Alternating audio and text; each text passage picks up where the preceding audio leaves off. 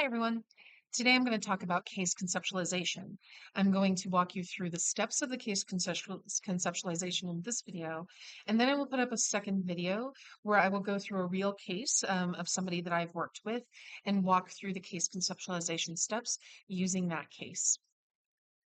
So first I want to talk about why case conceptualization is so important and why your professors really drive home the need for a case conceptualization. The reason why basically is because a case conceptualization allows you to really build a solid treatment plan that is aimed directly at the specific needs of this client in a way that is likely to be efficient and effective for them.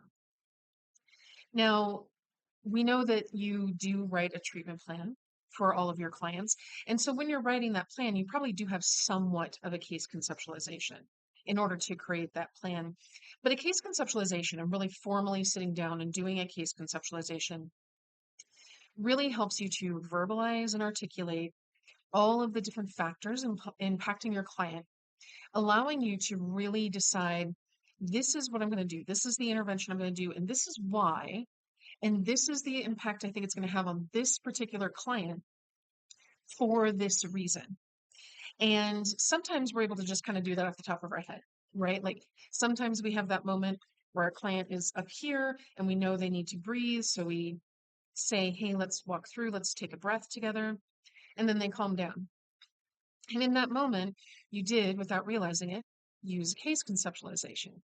The reason why we want to have a larger case conceptualization, particularly at the beginning or close to the beginning of working with a client, is because it really allows us to really target the interventions based on our theoretical orientation and create that plan so that we're not just grabbing from this and, oh, my supervisor said this and I saw this on a TikTok. We're not just sort of shooting out everything that we can think of. And instead, we have a very targeted plan that we're following. And it also helps you to develop a deeper understanding of your clients to stop and think of them this way. So, how do we do this? Now, there are several methods to doing a case conceptualization, and a lot of people do it differently. But I'm going to go through the 8 Ps because that's what's recommended by the American Counseling Association. And I'll put a link to the article where they go into detail about this on Blackboard. But in the 8 Ps, basically, the 8 Ps is just a structure for you to remember how to do it. All 8 steps are important. It's not important that you remember exactly which P is what. You want to just make sure that you remember this is the overall theme of the treatment plan. But the 8 Ps are presentation, meaning the nature and severity of their presenting problem and their presentation in the therapy room. So how are they actually presenting? Predisposition. Now, this is where you get into your biopsychosocial. You also want to look at cultural factors impacting their predisposition. And this particular step is where you put in your theoretical orientation. So you're looking at their predisposition from the point of view of your theoretical orientation. And every theory has a slightly different view of clients, of what causes clients to experience whatever's bringing them into therapy, and of treatment. How do we facilitate change for these clients? So you'll really take your theoretical orientation at this step and apply it to their predisposition. What got the client to this point based on your theoretical orientation? So then you look at precipitants. So these are all of the factors that are stressing your client out right now. This is all of the factors that are bringing them into therapy. And this is going to include physical factors, psychological factors, social stressors.